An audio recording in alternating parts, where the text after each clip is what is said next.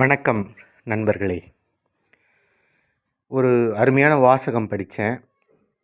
அமைதியான கடல் திறமையான மாலுமிகளை உருவாக்குவதில்லை அப்படின்னு ஒரு வாசகம். இது ரொம்ப நாளாக என் மனதில் ரொம்ப யோசனைகளை கொடுத்து கொண்டே இருக்கிறது.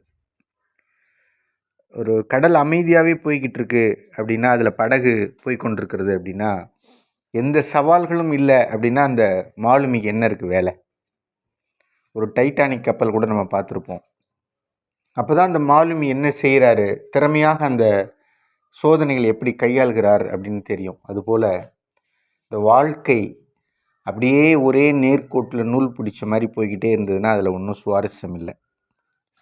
நிறைய துன்பங்கள், சோதனைகள் அப்படின்னு எதிர்படுகிற போது தான் அந்த வாழ்க்கையை நம்ம எப்படி சமாளிக்கிறோம், அதன் மூலமாக நமக்கு என்ன கிடைக்குது, அந்த துன்பம் நமக்கு எதை கொடுக்குது, அதான் கேள்வி. ஒரு ஜோசிகாரன்ட்ட போய் கேட்டாராம், என் வாழ்க்கை ஒரே துன்பமயமாக இருக்குது, என்ன பண்ணுறதுனே தெரில, ஒரே சோதனை, ஒன்று போனால் ஒன்று வந்துக்கிட்டே இருக்குது அப்படின்னு. அந்த ஜோசிகார் சொன்னாராம், இன்னும் 6 மாதம் கழிச்சு அப்படின்னு சொன்னாராம். 6 மாதம் கழிச்சு எல்லாம் சரியாக போயிடுமான்னு இருக்காரு. இல்லை, 6 மாதம் கழிச்சு எல்லாம் பழகிடும் அப்படின்னாராம். அது மாதிரி இருக்குது வாழ்க்கை. இந்த துன்பம் நம்மளை என்ன பண்ணுது அப்படின்னா, வள்ளுவர் சொல்கிறாரு, சுட சுட பொன்போல் ஒளிவிடும் துன்பம் படப்பட நோக்கியிருப்பவருக்கு அப்படிங்கிறார். இப்போ எப்படி தங்கத்தை நீங்கள் சுட சுட அந்த பொண்ணு அதை நெருப்பில் போட்டு சுட சுட அந்த பொண்ணு தங்கம் நல்லா ஜொலிக்குது. அதுபோல் தான் இந்த மனித வாழ்க்கையும் நிறைய துன்பங்கள் வந்து வந்து வந்து நம்மளை செதுக்குகிறது. ஒரு கல், அந்த கல்லில் உளி அடி பட பட பட அந்த சிற்பம் உருவாவதை போல நமக்கு இந்த துன்பங்கள் அடுத்து அடுத்து அடுத்து வருகிற போது ஒரு மனிதன் என்ன ஆகிறான்னா, ஒரு பக்குவப்படுகிறான், ஒரு கல்லில் இருந்து சிலையாக உருவாகிறான். அதுதான் இந்த துன்பம் நமக்கு செய்யக்கூடிய பயனாக நாம் எடுத்துக்கொள்ள வேண்டும் அப்படின்னு வாழ்க்கை ஒரு பாடத்தை நமக்கு நடத்துது. இந்த சமீபத்தில் மறைஞ்சார் பாருங்க நல்ல கண்ணு, அவருடைய மீசையெல்லாம் பிடுங்கினாங்களாம். அப்படி பிடுங்கி நெருப்பு வச்சுருக்கிறாங்க இந்த மீசையிலலாம்.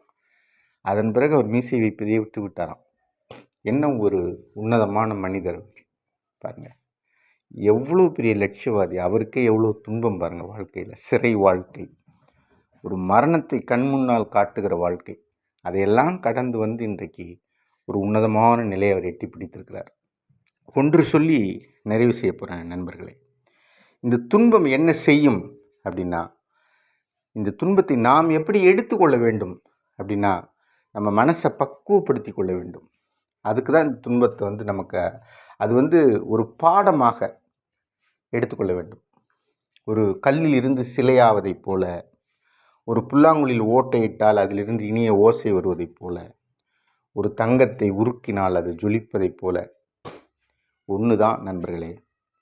எதிர்பார்ப்பை விட்டுவிட வேண்டும், பற்றுக்களை விட வேண்டும். இந்த துன்பம் நமக்கு நிறைய வர வர வர நம்ம என்ன செய்யணும்னா, அடுத்தவர்கள் மீதான எதிர்பார்ப்புகளையும், அடுத்தவர்கள், அது உறவுகளாக இருக்கலாம், நண்பர்களாக இருக்கலாம், எதுவாக இருக்கலாம், பொருள்களாக இருக்கலாம், அதன் மீது உள்ள பற்றுக்களையும் நம்ம மெல்ல மெல்ல விட்டுக்கிட்டே வந்தோன்னா நாம் ஒரு பக்குவப்பட்ட மனிதராக, பக்குவப்பட்ட ஆன்மாவாக உருவாகும்.